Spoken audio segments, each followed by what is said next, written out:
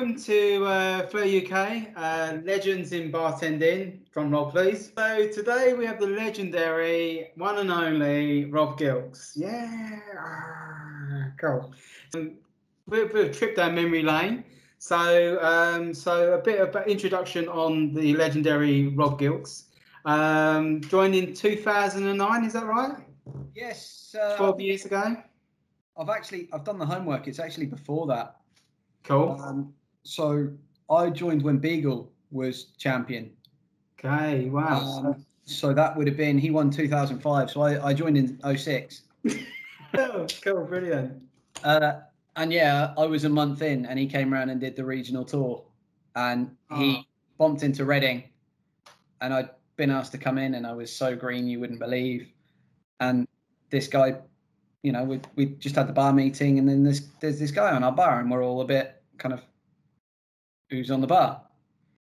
And Beagle's unmistakable voice booms out, and off we go up to the bar, see him do his thing, and then he gives us a bit of a speech. And I don't remember all of the bartending, but I remember him saying in his voice, "You don't want to get up and shave and go to work," and he just described how he'd managed to motivate himself through.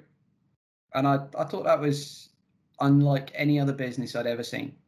You got bartenders who are prepared to get up, shave, prep, pour test. You know, from what I understand, he had a pour test kit in the loo. You know, it was just a different level of motivation than existed anywhere else. Mm.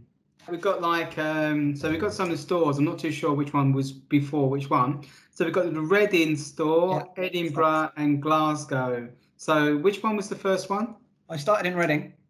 Okay, so what job did you do before bartending though? Before you joined Fridays? Right. Well, I was still young when I started with Fridays. I'd been working at Wetherspoons in Reading. And some cocky so-and-so popped in and told me I was useless. Nice. And I was holding my own on a Reading Wetherspoons bar for my first bar job. Yeah. And I was like, all right, so what gives you the authority to say that? And he's like, I work at Fridays. I'm like, okay, what's Fridays? Never heard of it. He explained it to me, and this conversation just pissed me off, in truth. So I went down to TGI, saw what they did, and went, I'd like a job, please. You know, that was the end of it. I knew a girl that was working there. An ex-girlfriend worked there. So I worked my way in. So you started at Reading. Sorry, like we had this idea, yeah, that basically I would set the scene. 2009 had Lady Gaga with Poker Face, yeah, Black Eyed Peas with I've Got a Feeling, and movies were good. Transformers, Revenge of the Fallen, yeah, Harry Potter, The Half-Prince, and Twilight, The New Moon. Okay. That was 12 years ago. That was a better year. Perfect. For your edit then, I went full-time in 2009. Right. You also, so in that time, obviously you've won the UK Flair in 2014, 2015. Obviously you, amazing sales in the, was the 3,800s, was that in the O2 or Leicester Square? Which one was Haymarket. That's just a standard Saturday night Haymarket point. That was Haymarket. Okay, yeah. Cool. Wow, that's incredible. So obviously, like you've just, you know, you walked out. Well, did you walk out of Witherspoons, or did you just like hand your notice in?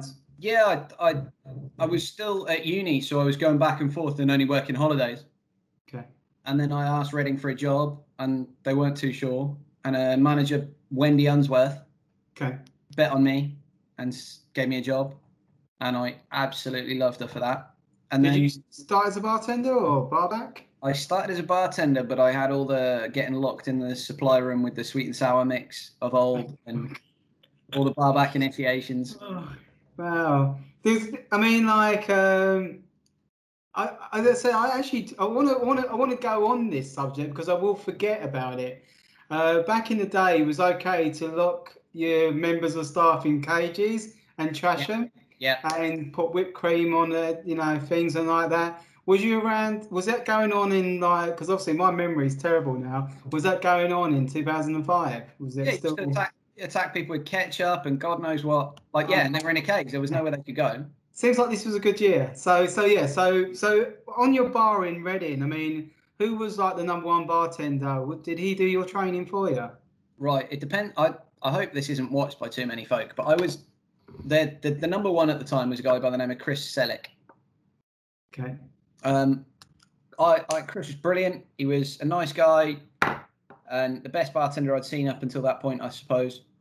But Reading, I guess, was in a kind of regional store at the time. It wasn't one that particularly invested in the challenges and things.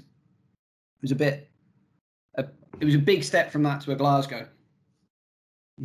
But so 5 weeks in, I did the challenge with the boys. And so it was Reading first, or then you went to Glasgow? So what was the stores you went into, like in their order? So I started in Reading.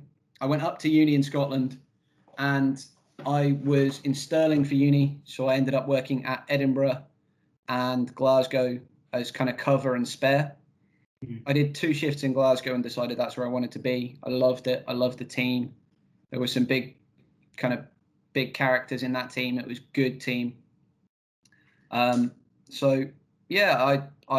worked my way across to Glasgow. Because I know Glasgow, like their sales are unbelievable. Like even nowadays, I mean, we all talk about Haymarket, Covent Garden, Leicester Square, and everyone else, and it's great. But even now, like at the moment, you look at Glasgow sales, they're absolutely incredibly. I mean, was it a busy store, Glasgow? In terms of wet sales, there is, to my mind, there's only really Glasgow, Haymarket, Blue Water in some years has got some really big kind of periods of time where they've had really wild sales. Covent in the past has been massive. But yeah, it's such a big step up from a Reading it depends where you come from. So okay, right. So we can't help but, you know, see like you. I mean, I can't even. You're gonna have to talk me through it. I sort of say like such a blur. So what was the uniform in 2005? Was it like red and white stripes? Red and white stripes to start. Then it very soon went to red with a black diagonal. Okay. Yeah. So it's the black bottom half polo shirt, which I quite liked. Yeah. I was there for the black shirts on the bar only. Yeah. Waistcoats on the bar only with stripes, and then waistcoats and then a striped tie. And I left at the time I was wearing black shirt, black tie, black apron. Do you prefer a preferred uniform? Which one did you prefer? The one with the waistcoat and the long aprons, and you just looked the business. You felt great before you started. Yeah, I mean, I got like I saw like I started trying to obviously like doing some background stuff on like and I watched the and I have to admit it's absolutely amazing, the Prestwick video. Yeah, I mean that hasn't come up like one of your stores that you worked in. So how did that come about? So Fridays wanted to do an advert that was going to be targeting viral direction way back. So they just canvassed for a few bartenders. They had their marketing people pop in. And they asked me to kind of give them advice on what tricks could be done and what was possible. But I ended up just chatting to the girl and saying what was happening. And she invited me down when I'd shown her some tricks. I showed her the napkin layout that I do in the video with like 4 napkins. And she said, "Oh, you've got to come down and do that on the video." And that was it. That was the whole story, really. That's how I got roped into that. We did an overnight film in Mill Hill. Yep. For anyone who didn't recognise Prestwich as Prestwich in that video. I mean, some of the great names there as well. I mean, obviously Hero and obviously Paul Campbell and everything else. I mean, did you know each other when going into that? Yeah, I mean, I'd done a regional with Hero previously. I knew Paul sort of from around the block, the same thing. But it bonded us a little bit. And I met Steve Darwin. Was the first time I spent real time with Steve Darwin, if you want to go old faces. He was there on site looking after things.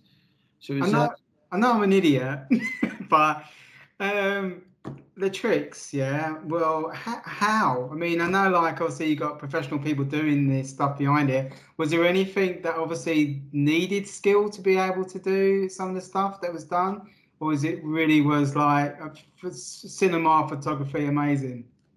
I mean, everything was 6 takes, 7 takes, and they just edited it together. Really? The Sambuca stuff was it was wildly different to be in the room. Yeah. It was a tray of gel shots that were already lit that were carried back in. Cool. The lime that's cut up by the fan, Yeah. it bounces off and flings in another direction, not dented barely. The fan has no real impact on the lime. Well, you must have been pleased with the outcome, though. The outcome looks amazing. I mean, even now I look at it just going, do you know what? Fair dues. There's nothing like it out there. I don't think there is anyway. And I've looked, and I think it's absolutely brilliant. I think, yeah. So where did the name Rob Razor Gilks come from? The producer misunderstood my nickname. They asked for our real bar nicknames and what we were being called. Yeah. And a gent by the name of Paul in Glasgow nicknamed me Major. Major fuck up, in truth. Because if I make a mistake or I break something, it's bad. It's usually, a big one. So he called me Major fuck up, and that stuck. So I said Major because that was the closest thing I had to a bar nickname. Yeah.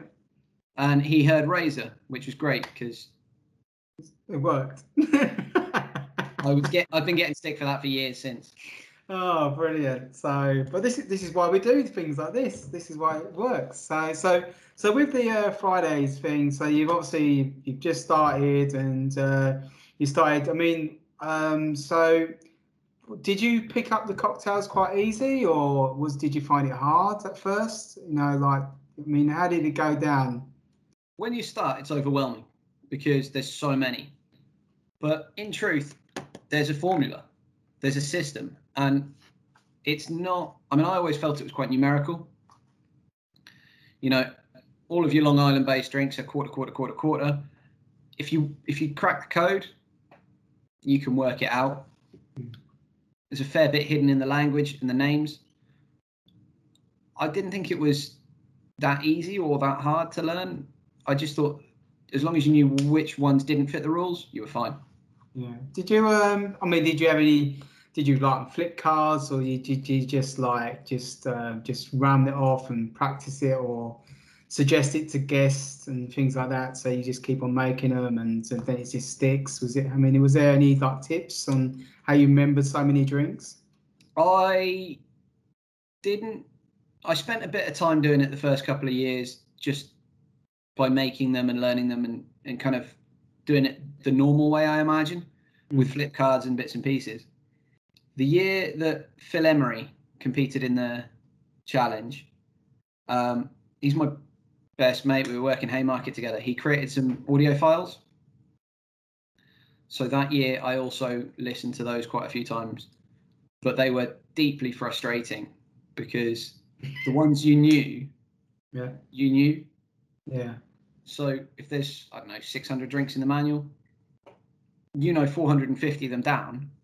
The 150 you need a bit of revision on. They're not there. Yeah, you have to wait till they come through on the playlist, kind of thing. Yeah. I mean, you can't help but say Rob Gilks, Philip Emery in the same concept. Him sort of like little and large. Yeah, you should be interviewing us together. It's like used to it's like everywhere you are, he's normally picking your bottles up, or vice versa. Yeah. So how did you meet first time you met? We met on the bar at Haymarket and didn't like each other too much immediately compared to obviously how it ended. But yeah, so he was a Haymarket bartender. He'd started before me. He'd worked with the Tony and the Vinnies of that kind of great Haymarket era. But he'd been at the bottom end of the food chain then, and then guys like me came in and he had sort of moved up by virtue of the fact that we were new. No, that's right. I mean, he always seems to make as soon as you see post with you on it, he's going to make a comment somewhere along down the line and everything else. So, I mean, it's really, really good. So basically you went from Reading to Glasgow. Yeah. So obviously you eventually ended up in Leicester Square, or was it the O2? Well, I did a stint in the O2, but that was partly because I left Fridays and didn't land on my feet. Okay. And I was looking for work, and a friend was the GM at O2 at the time. and I knew that he was short one body and his team needed a bit of help to grow. So I phoned him on the Tuesday, and I think he had me in an hour later with a passport before I changed my mind.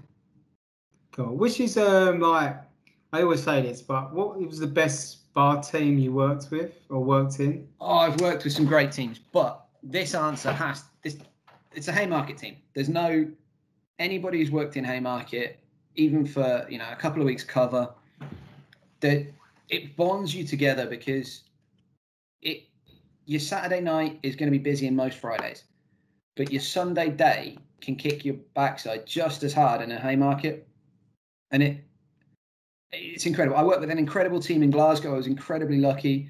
The guys are properly strong team, but Haymarket's it's something different. I mean, how was you getting back and forth to work? Did you like commute, or was you staying locally? And Haymarket, in my first couple of years, had 2 bartender houses, one in Acton and one in Wood Green. So we had a 4-bedroom house in Wood Green with 3 bartenders in. Then we had a Covent Garden bartender in there, Will Monk. Then, it fluctuated. It went up to 5 bartenders at times. We had Francesco Lamborghini, and he won the newcomer. He was living on our sofa for 6 months because he didn't even feel like looking for a house because he was with the bartenders. He'd moved to London to bartend, come in, he was bar backing for us. He just fell into the family. So drop some names. Who was who you sharing with? Obviously, Francesco is like. I lived with Matt Snell Ward. Yeah. Dino, and then we had Sasha, who everybody's heard of. Yeah.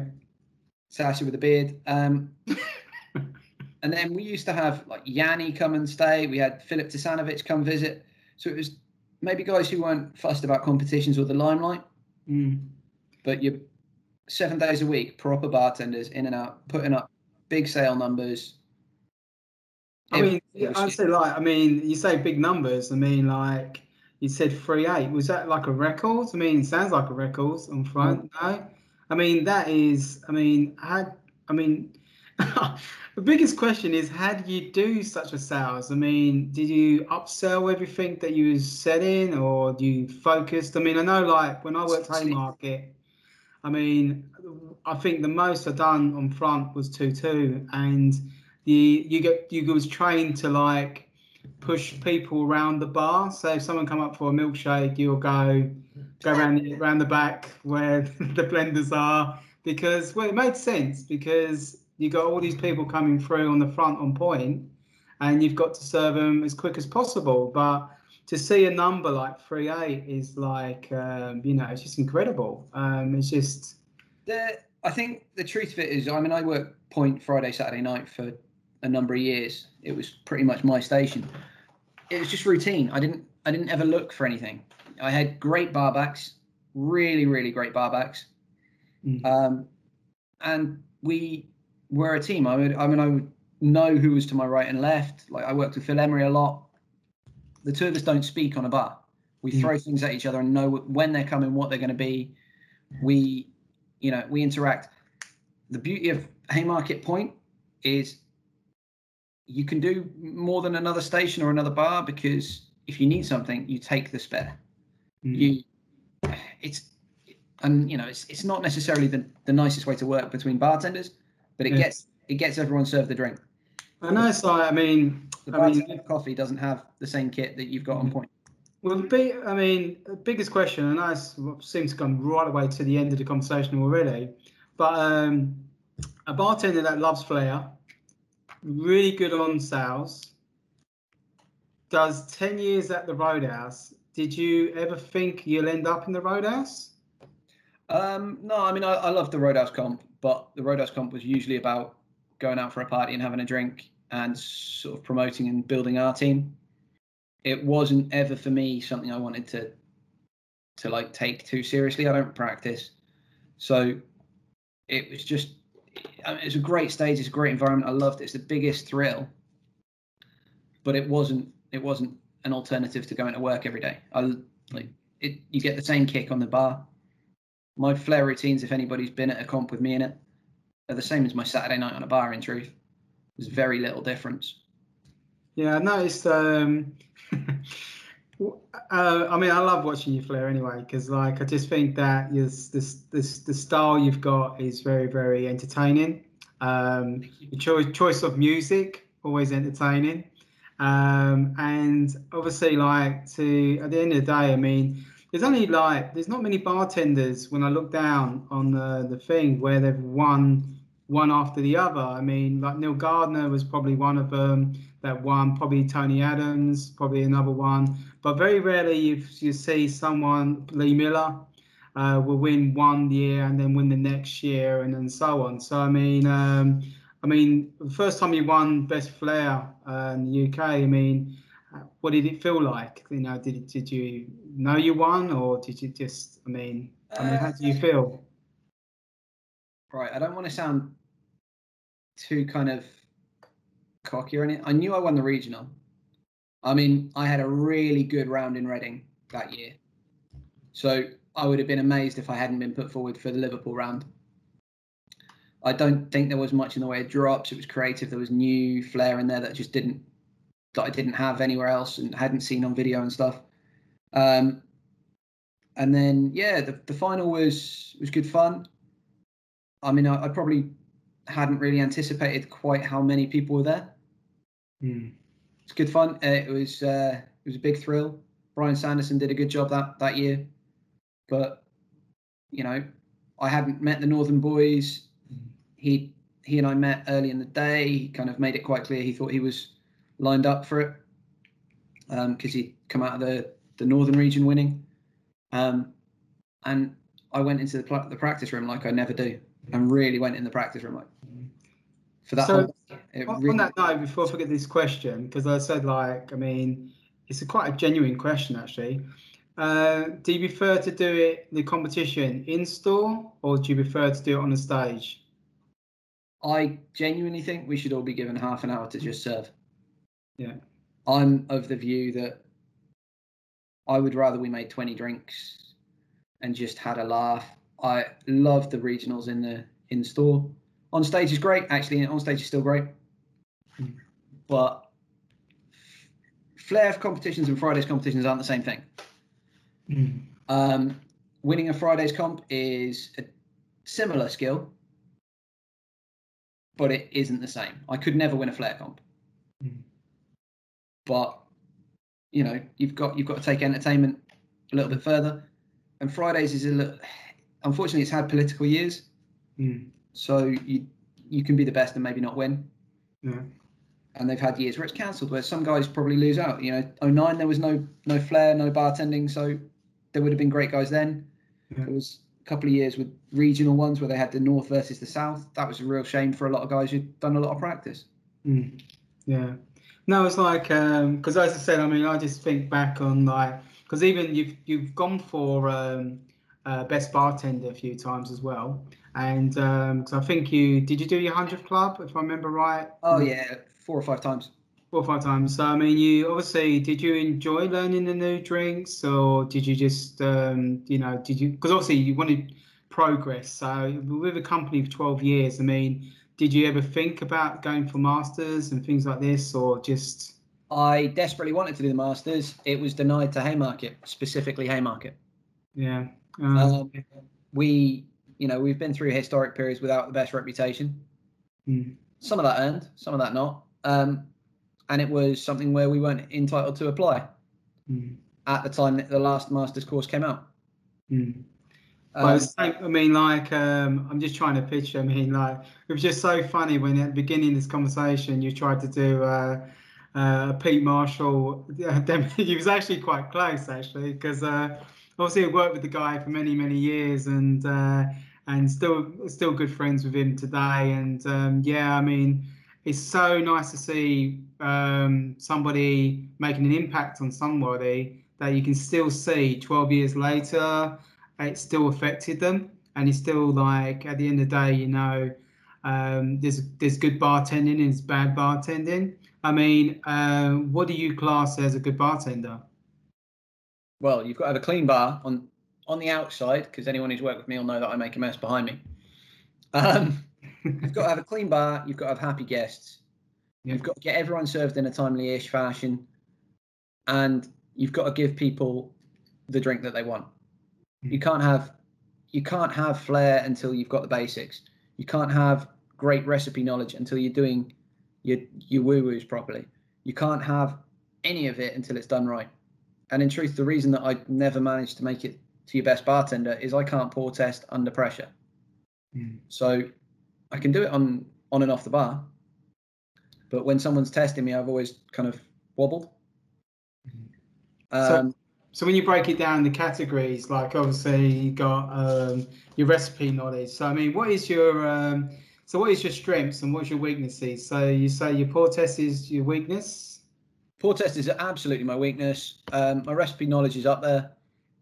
With a lot of the guys that I've worked with, there's always been guys that are slightly better than me in the bars I've worked though.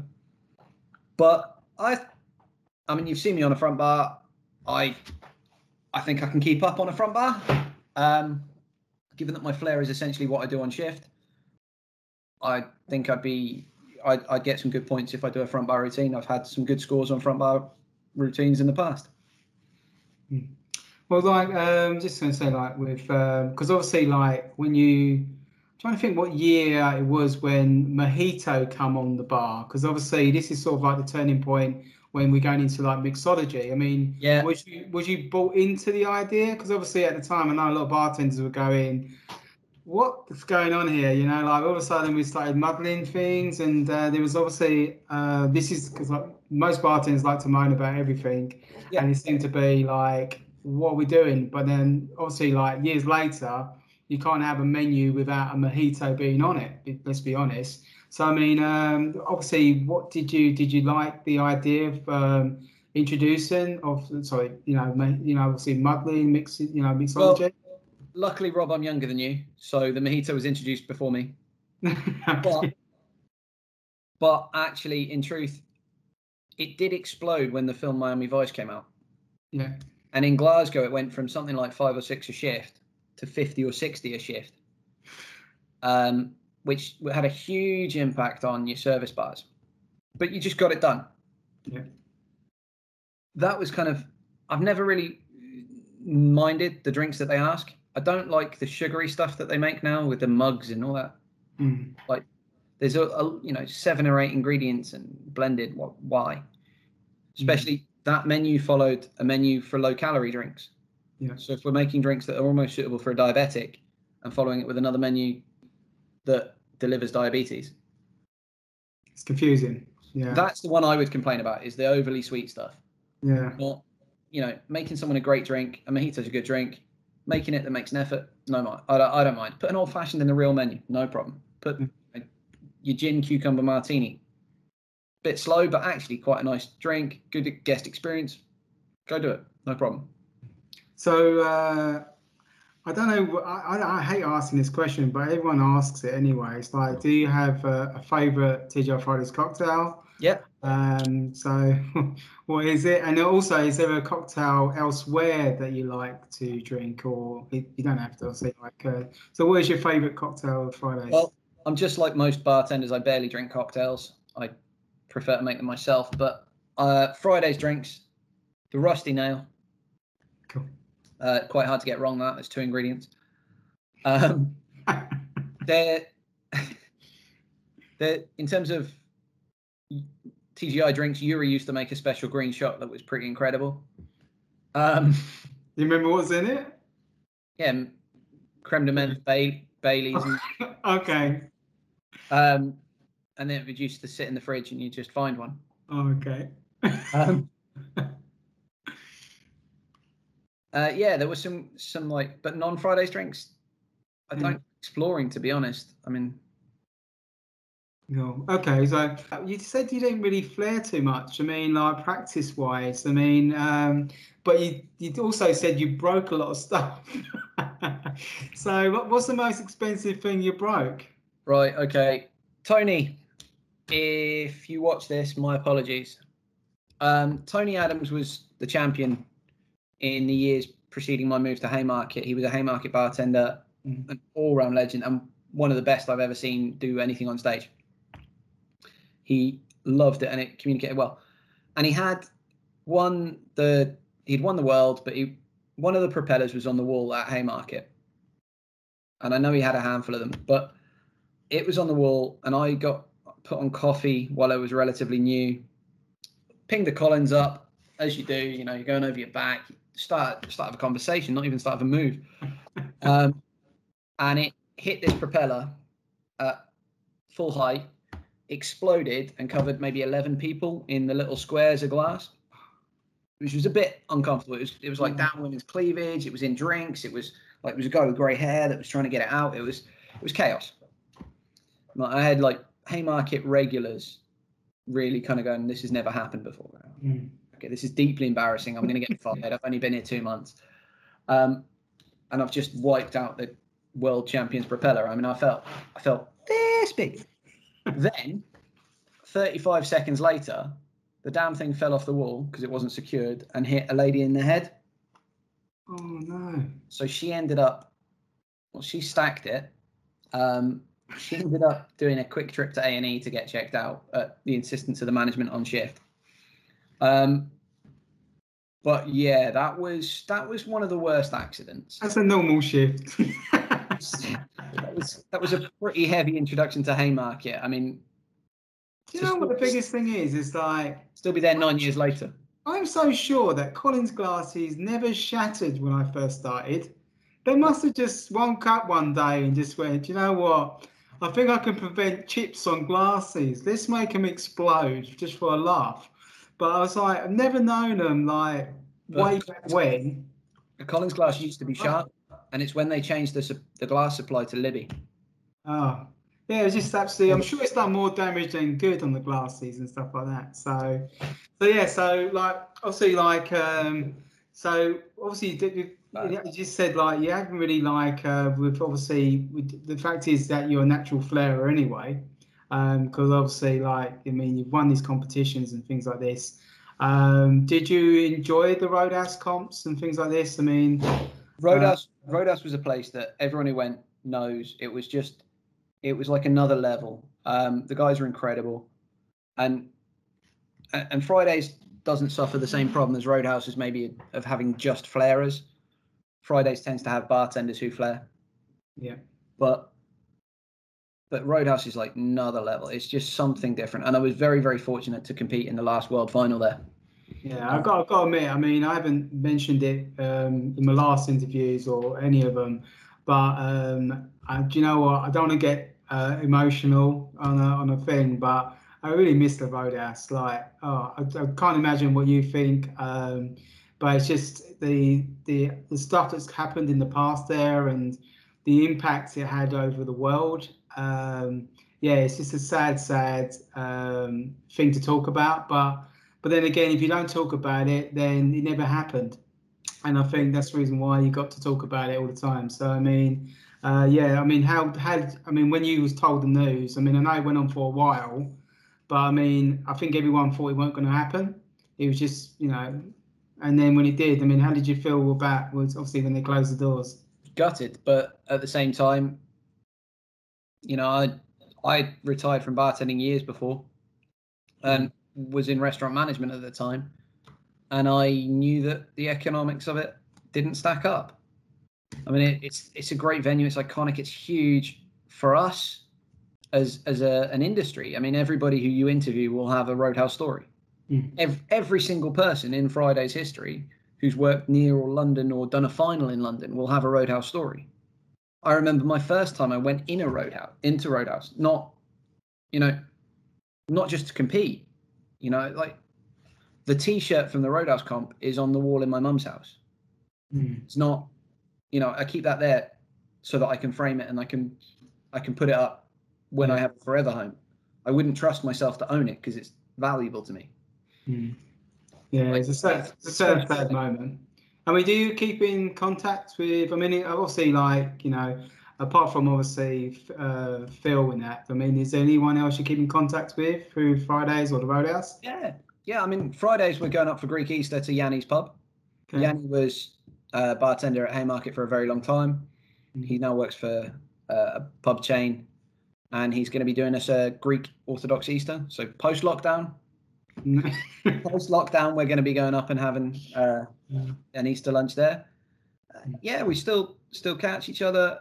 Phil Emery and I. Yeah, I mean, I was best man at the wedding. We can't avoid each other. So, I mean, I know it sounds really, it is the cheesiest movie ever made, but Cocktail the movie. Do you love it or you hate it? Great soundtrack.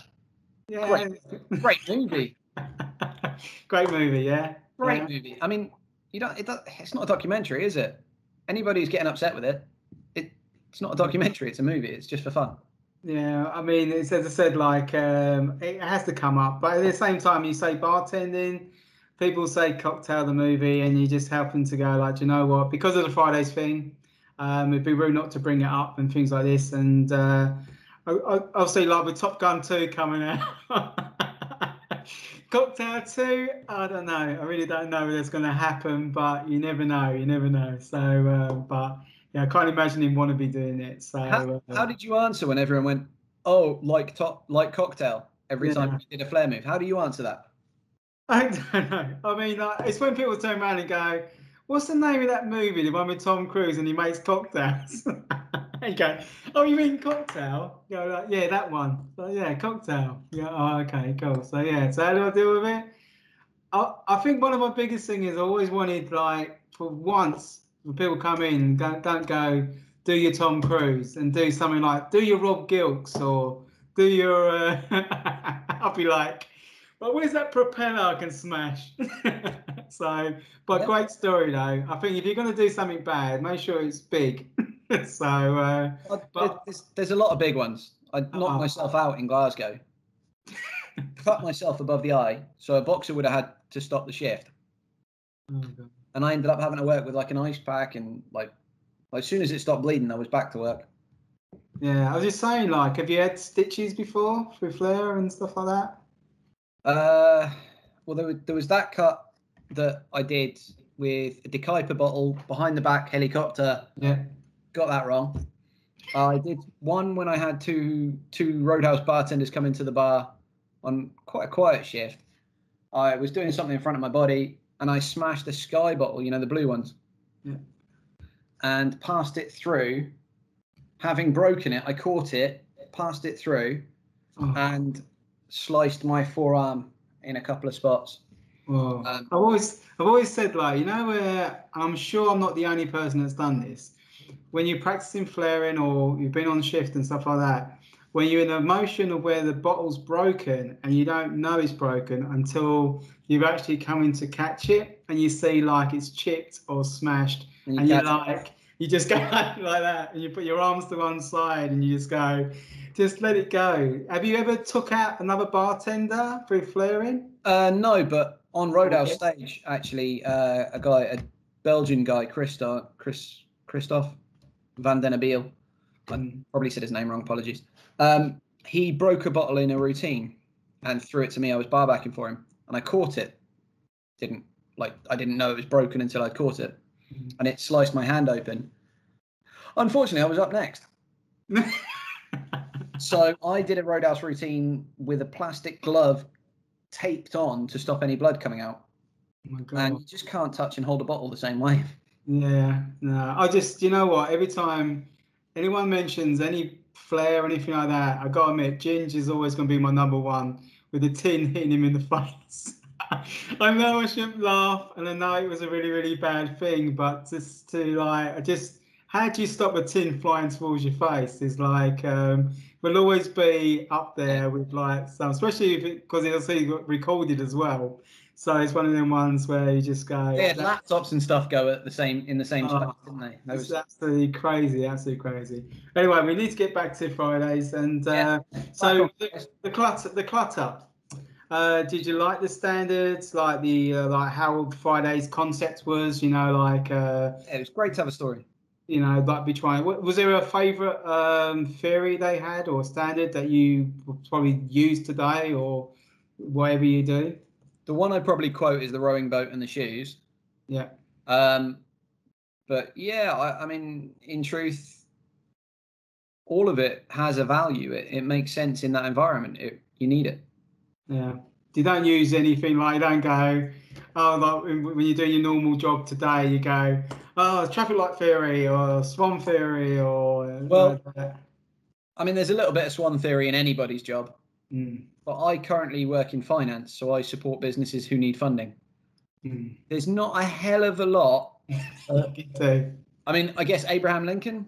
Yeah, I mean that's important in what I do. Oh wow, yeah.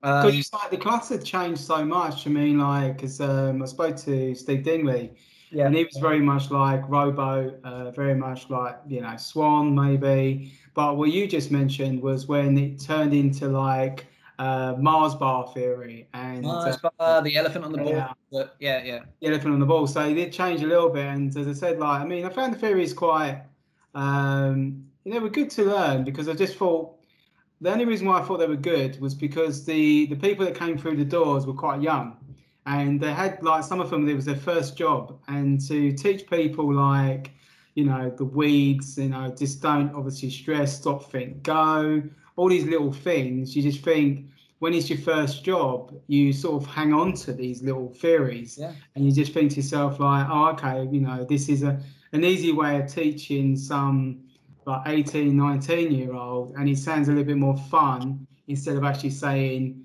don't stress, you know, don't panic under pressure, you know. So, I mean, obviously, like, one of the things we did talk about before this conversation was the change. I mean, obviously, we're talking about sales and how busy the bars are. And obviously, I know we're in a lockdown at the moment, and it doesn't really help. But I mean, do you feel that it can come back, you know, these busy bars again, or do you think the damage is done? I don't see there being more Haymarkets, and even Glasgow. I mean, Glasgow's probably going to come back to a good extent. But, you know, your shopping centre bars, your Stratfords and your Blue Waters, I can't see them getting back to where they used to be. I think people's spending habits have changed. And I think that's going to impact a massive amount on Fridays. Are they going in the right direction with 63rd and 1st? Wait and see. But yeah, I'll be there as soon as it's open, just down to visit. Yeah. I think a lot of people, like, there's an old saying, well, I don't know if it's a saying, but you can take the Friday bartender out of Fridays, but you can't take the Friday bartender out of the person. I mean, it's always going to be there. And as I said, it's a big chunk of your life as well. I mean, 12 years working for a concept, and you got, I'd say, like, to achieve the things you have, is really good. I mean, absolutely amazing.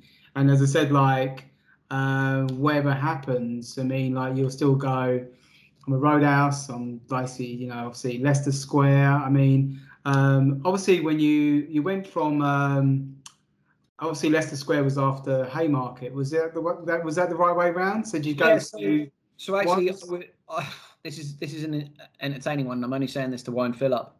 I was the first employee for Leicester Square, and my payroll number was 1. So they employed the GM, and then I wasn't actually the first to agree the deal, but I was the first one on. Because that was a sale occasion as well. I mean, to go from, like, I mean, obviously I worked Haymarket, and just knowing the stories, and I mean, it's a quirky little bar. I mean, as I said, like, obviously the comedy store around the corner. Yeah. And the fact is, you can walk into the kitchen by mistake. How many times that people used to go to the comedy store and walk into the kitchen was quite funny, because they were so close to each other. And they actually changed that because it was problematic. Yeah. I mean, as I said, my experience in Haymarket, I would say, like, I would cherish. I mean, like, it was just so tough, so hard. I mean, even the prep, it took me years to work out how to be able to do the prep and serve people at the same time. I mean, we talk about serving people and doing great sales, but to do 7 gallons of iced tea and 7 gallons of sweet and sour and 7 gallons of PC, and you just end up going like, how do you do that? And just, I mean, that itself, you know, you are married to the job. I mean, absolutely incredible. I mean, obviously on your service bar, I mean, obviously you've done 3-8 on your front. I mean, you must have some records on service bar. Was there any records set there? I think 3 or 4 of us have done 5.6, 5.7. 6, yeah. To be honest, it doesn't really matter. I mean, everyone's done it at a different price point. Anyone in a Haymarket history has done stupid numbers at the price of the drinks at the time.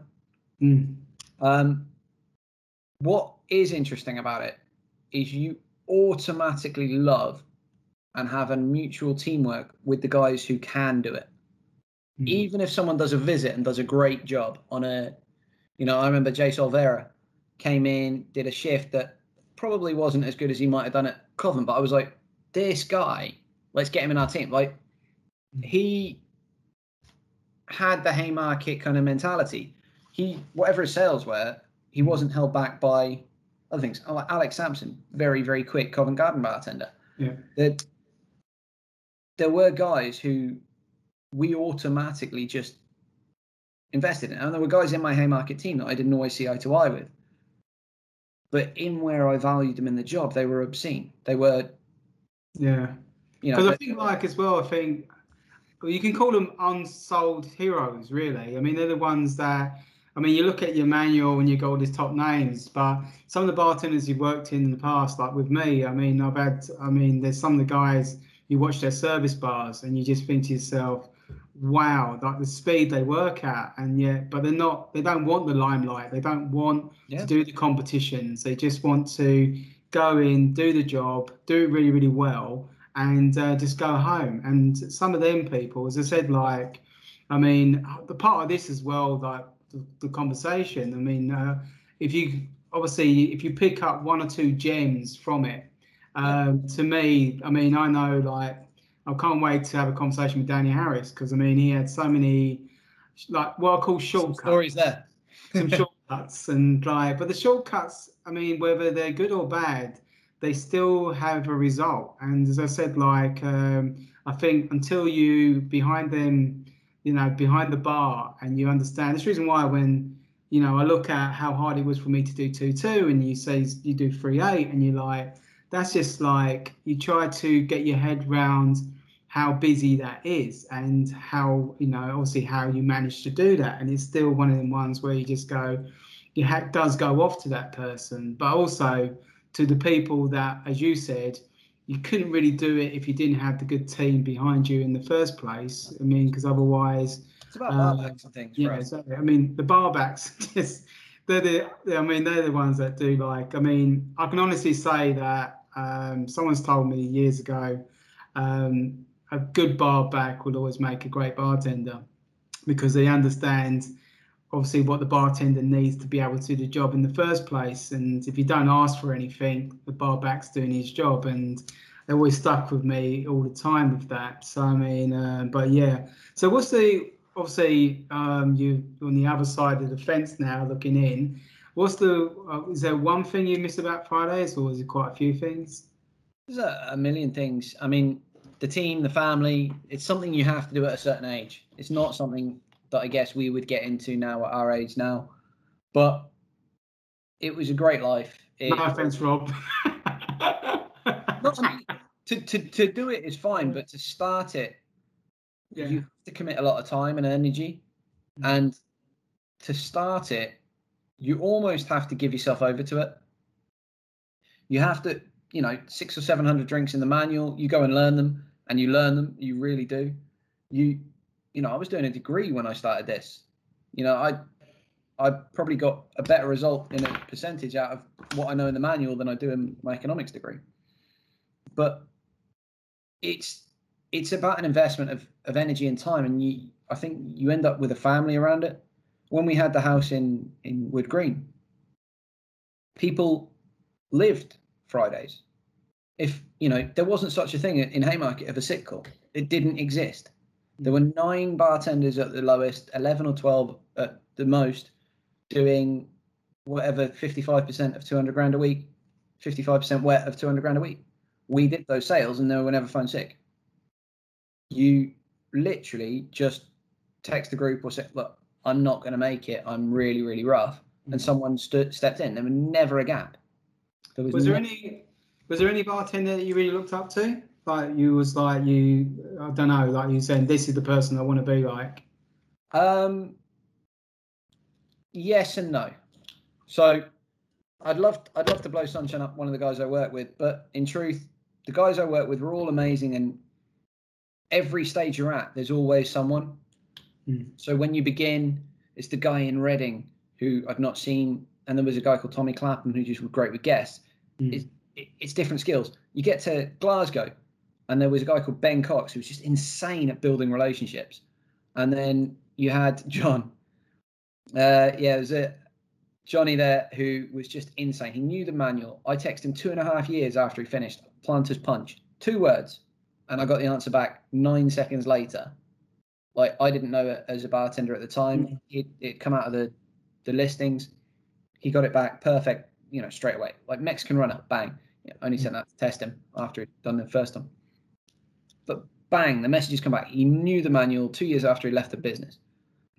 These guys were at that level. And then you move to London and you've got, Tony and Vinny were massive, massive reputations when I moved down. And Tony is one of the most impressive stage routines I've seen. I've watched his videos. I'd seen him compete at Bar Show 9, I think it was, with a Midori bottle, and thought, fuck, this guy's amazing. Where does he work? Turned out he worked for Haymarket. Yeah. Which is part of why I applied for the job at the time. But then when I saw him at Roadhouse years later, I was like, he just enjoys it. And that's the bit you need to convey to the other guys. It's not guys who can do it always. It's guys who can do it, make you want to watch them, enjoy it, and the package. And in truth, I think maybe the bartenders that are worth looking up to came after me, some of them as well. Mike Webb. I love being in a bar environment near Mike Webb. He, as a Roadhouse bartender after Fridays, I loved the energy he brought. There's a million different guys along the way, and it would be wrong. Your styles are very similar. Like your flair styles are very similar to Mike as well. I don't know whether because of your body structure as well, it's probably exactly the same as him. So it's probably your flair is try to be as much entertaining as possible.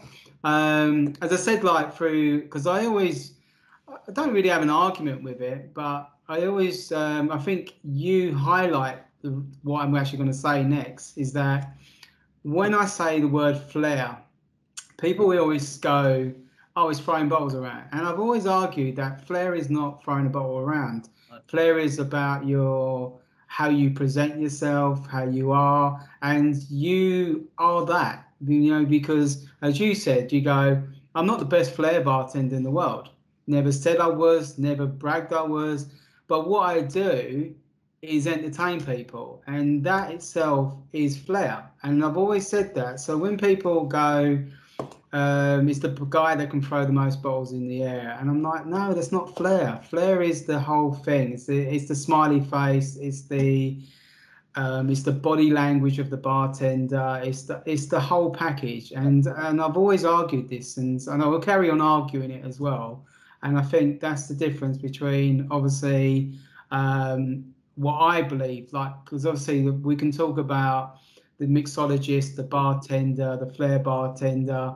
But at the end of the day, it's your natural, and I think that's the reason why you've won these competitions, is because you are the better flairer. But it's not because of how many bottles you can throw; it's how you present yourself. Do you agree with that? Absolutely, and I think if you look through the book as well, the book as a trend does show real bartenders who flair over flairers who can't primarily bartend.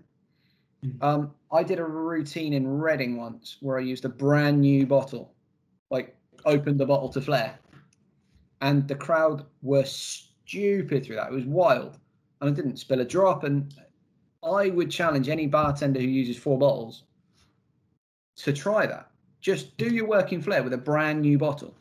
That means you do it in a real situation, in a real bar, on a real day. Yeah. If you look at your Blue Water, your Haymarket, Covent Garden to the most part, and other bars that the guys are delivering what they work across the bar in a flair comp, the way that they flair is working flair strong And, you know, a lot of them are great exhibition flairers as well. You know, take a Babs Loon. Babs has got wicked exhibition, but he's also got really, really solid working flair. I'm glad you mentioned Babs, because like in 2005, Pete Marshall obviously won the UKs and won World Championships, more or less won everything. Europeans as well, he won. And then you got individual flair Babs. And if I remember right, was it like his flair move, was catching the bottle on his head and then doing the pour? And I still remember that today. And we still talk to each other through his Facebook and stuff like that. But yeah, he's absolutely a great name to obviously and obviously been around forever. And just to hear you mention his name and everything else is quite. Massive love to Babs, but Dinosaur, he's been around forever. Yeah. Oh, brilliant. Massive love to that generation. Like, there was a lot of great guys who all had strong working flair as well. I mean, you had a guy called Anthony Truman who was a Covent Garden bartender way back. Sick flair, multiple object, really, really good, but strong working flair foundation underneath it. Tony, working flair foundation. He's doing working flair with his apron. Like, who does that? These bars made it so the place you practice was work. Yeah. We had a flair room, but we didn't use it. We used, and I genuinely think that there's a disadvantage to a Fridays bartender looking to win the challenge, coming from an O2 or a Reading or something, because they work when it's busy and then they flair when it's quiet. And unless you're flaring when it's busy, you're not learning working flair. Well, I mean, obviously we talk about your bartending, you know, obviously your teams you worked with and everything else. I mean, was there like a competition that is your best competition you've ever done that you thought this is it? You know, like when you look back over your career and everything else, you go, that was the one competition that basically I've really done my best, and I thought, you know, this was the pinnacle of where I, you know, obviously, you know, like the actual where I ended up. Is there anything like that? Yeah, probably the regional level stuff in Reading. I just felt that each of those went right. One Reading regional, I broke a glass before I'd done a move. And I still won the regional. So the rest of the routine went quite well. I shattered a Collins across my station. Luckily, I think they'd seeded me so I'd run last or something. I hadn't upset anyone else's routine. But yeah, I mean, I broke a glass as move one and then still won. So that was pretty slick, I guess. The 2 title wins, I guess, were relatively positive. There's a secret behind, might be the second one. I did 2/3 of a move and bottled on the third on the second title I won. So I made a blended drink, done it loads, flipped it from the back of my hand to the back of my hand to my forearm, and I walked up the stage at some point and then flipped it, and then I walked it down and gave it to Karen, who was the MD at the time. Yeah. I was supposed to get it up to the third flip. So full drink flip, 1, 2, 3, which I've been doing in competition for a little bit, and I've done it a lot in the bar. And I hadn't landed it at Roadhouse in the competition prior to that. And I was like, oh. And I climbed on the bar, and the bar was wobbling, and I was wobbling. Landed the second rotation. I was like, that'll do. And I just brought it down and gave it to her on my forearm instead of going. I was like, well, I've only really got 2 options here. Like, they're going to disqualify me for climbing on a bar, which would have been fair. Yeah. Or they're going to let me win. So I'll take what I get. But I did feel that was the one that I should have gone for it. I should have done the big move. Because the room was wild and it went silent when I landed the second. Is this Liverpool, is this? It was a Liverpool final, yeah, at the Titanic Hotel. And it went really quiet when I landed the second. So if I'd done the third, I think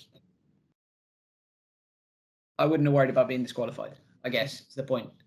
Like, if I'd managed a big move, that would have been good fun. Because even the names, though, I mean, obviously, I think Brian Sanderson was in that one as well, wasn't he? So there's some top names as well. And Dave Monahan was that one.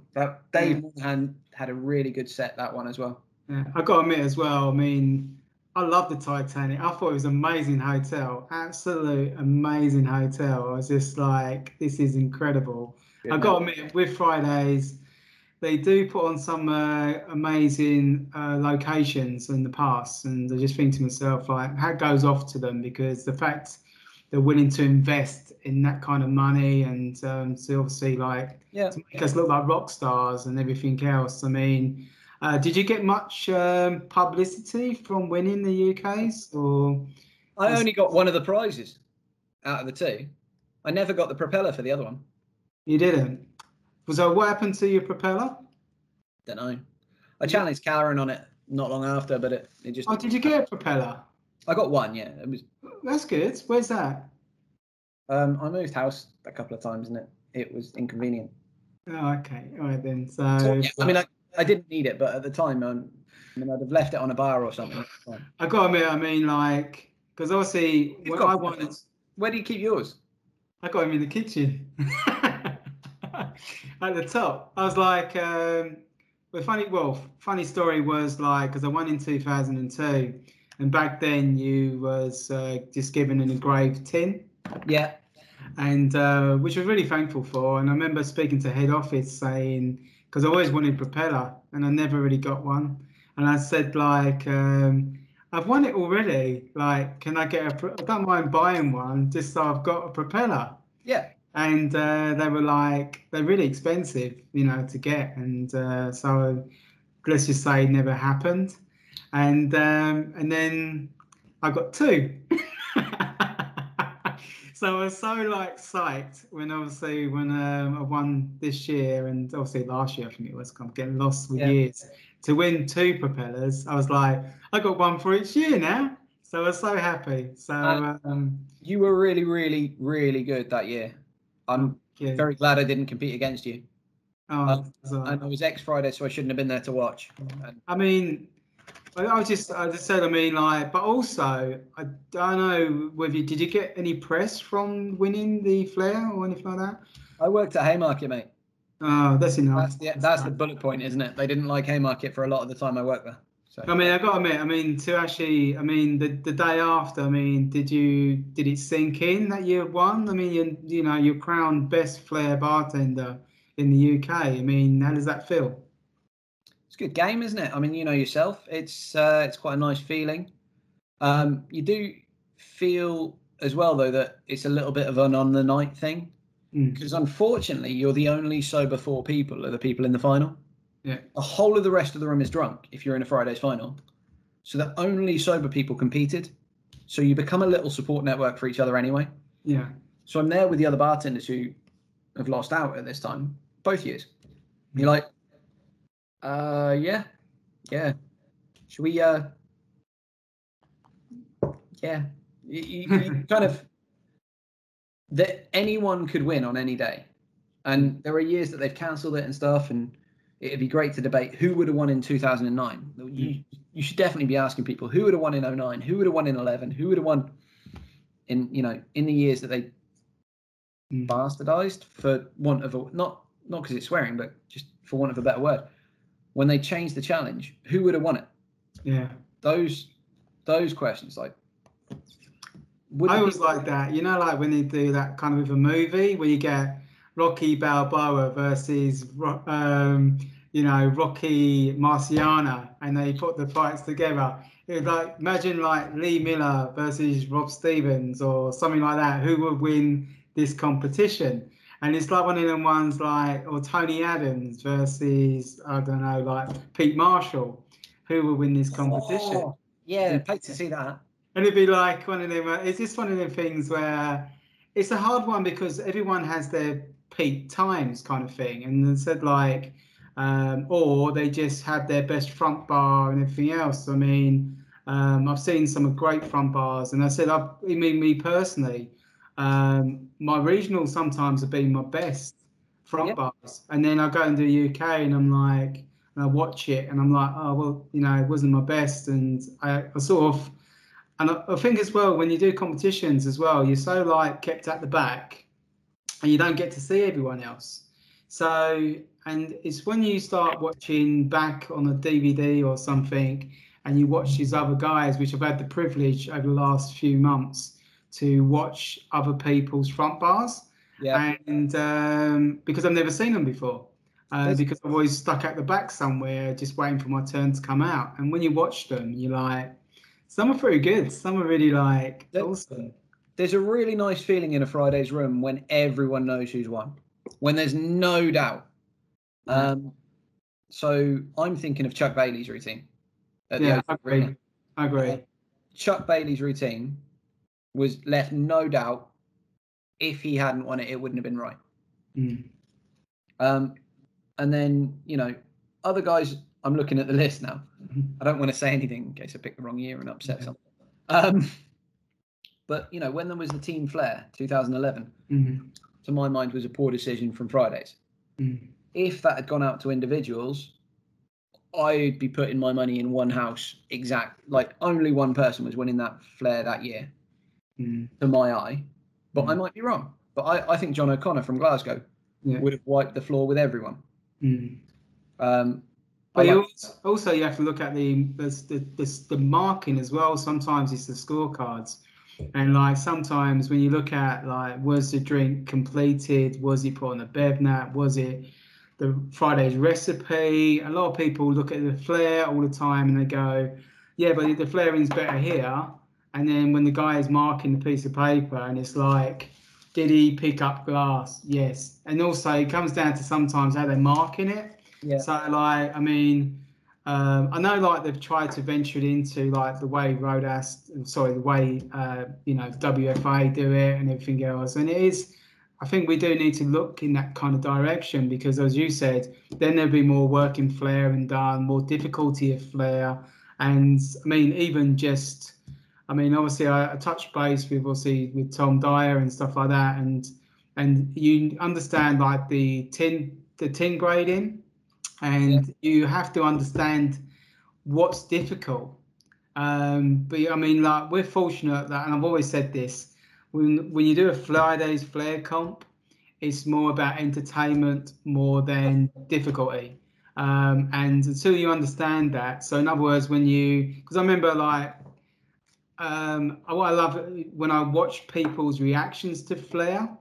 So like I remember doing this trick. Well, I think it was when we was on the stage thing in the near the O2. I can't remember what it's called now.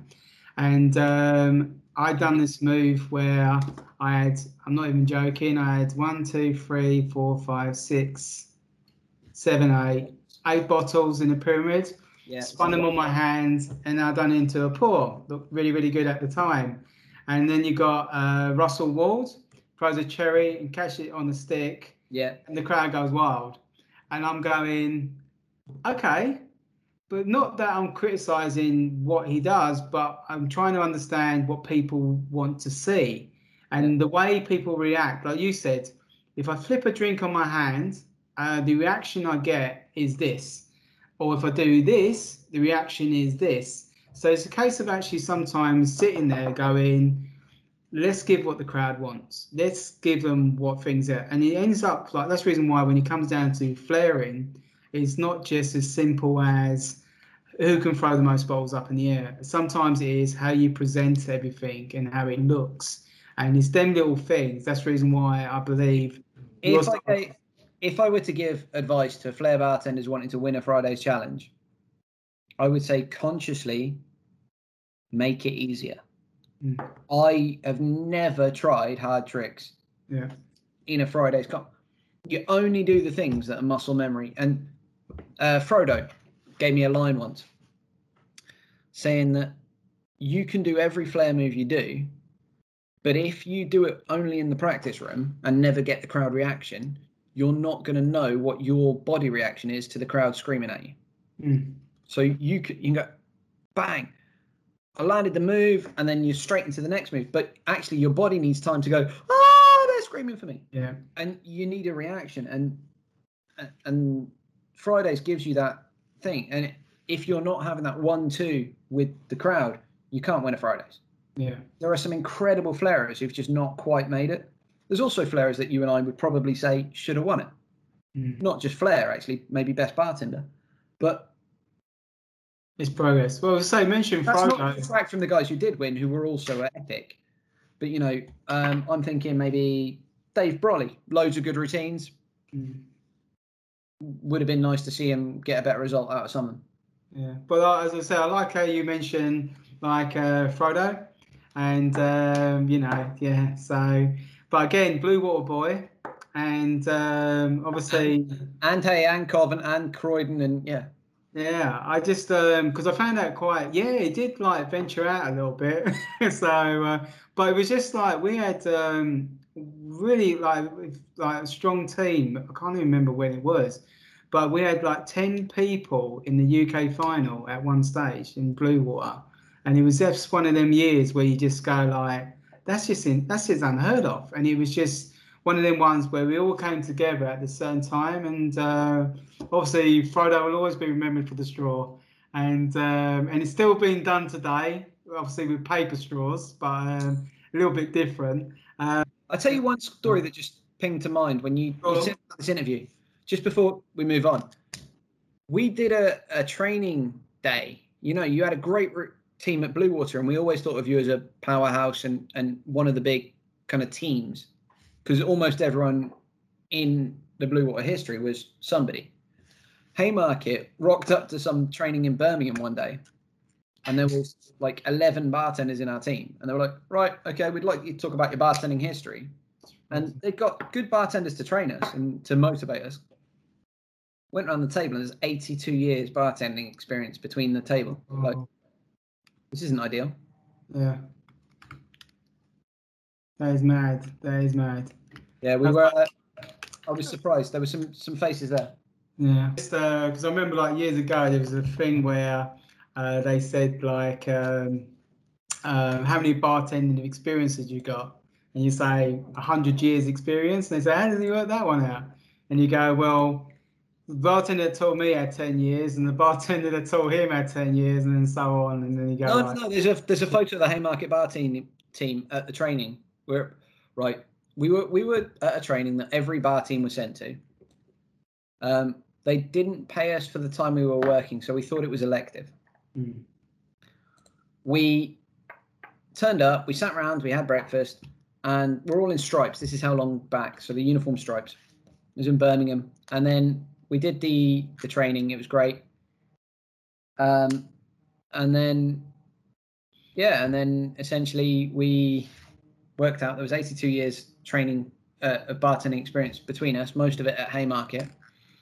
And we got caught drinking at 11 a.m. in the hotel bar. We ordered a round of shots for the 11 or 12 of us there were. So that didn't start the training off to the best kind of point, going, we've got more experience than the guys training us as an average. Not that they were, they were great bartenders, but it was like, yeah, and they've just busted us drinking. And then did you do any NSOs? No, mate. Didn't have spare time in those days. Really? Didn't want to go down that road of doing that, because obviously you did everything else. So, okay, right, it's confession time, yeah? It's basically Reverend Rob. You get to say one thing that you're obviously not proud of, and I bless you, and you can put it all behind you. I'll tell you what it is. It's a cultural change, and Rob gave us heads up on this question. I think there's been a cultural change in the world since the time we were bartenders, and I think we were a bit too sexist, a bit too boyish, a bit too cocky. I was definitely all of the things I've said so far. So I mean, I think I was grown before I was grown. I definitely had periods of time where I thought I was better than I was. I think we all were a little bit not modern enough. There were times that there wasn't an open enough mind, and now the world's moved on, and I've done restaurant general management a few times and looked after teams and thought the way that we looked after each other didn't support each other well enough. So that's what I'd take back. I'd take back being a cocky young prick. I do this, yeah. I think that's how you do it. So basically you've been forgiven. But to be honest with you, I mean, there's thinking back all the bar teams I've worked with and everything else. Sometimes I have a better relationship outside of Fridays than I do with them in Fridays because of the pressure. Because I've had where you're checking somebody out or you're making sure that you want your setup to done properly, and so you're a little bit. I don't know how to use the word anal, but you're like, I want this ice filled up to here, I want my glasses here. Yeah. And then they go like, who are you? Like, or whatever, and you have a falling out. And then bad I declined people a job when I said, on an OJE, can you go and fill an ice bucket? They come back with half an ice bucket. They didn't get the job. Fuck them. Yeah. Now I would be much more supportive and grown and go, yeah. I asked you for an ice bucket. This we've described to you as the biggest and busiest bar in the country. We need you to give us as much as you can. I mean, I would explain it, and previously we just wouldn't have had that time. We wouldn't have. I think that's the thing as well. I think I think if anyone did have a falling out with anyone in Fridays, I think they need to probably just make a phone call, because the person outside of Fridays is completely different. It's like sometimes like with me, I'm quite a quiet person, and then when you get behind the bar, you perform. And that's what you do. You become this different person, and it's one of them ones where I think you do have to switch off when you leave the bar anyway. Otherwise, you just burn yourself out anyway. So this is your opportunity. So if someone want to get in contact with the legendary Rob Gilks, how do they get in touch with you? Facebook, LinkedIn, different mobile number than it used to be, but yeah, just feel free, just reach out. Cool. Well, again, and also, if there's anyone along the way that thinks that I should reach out and owe them an apology, yeah, my apologies. There's a good chance I was a prick. There's a good chance out of line.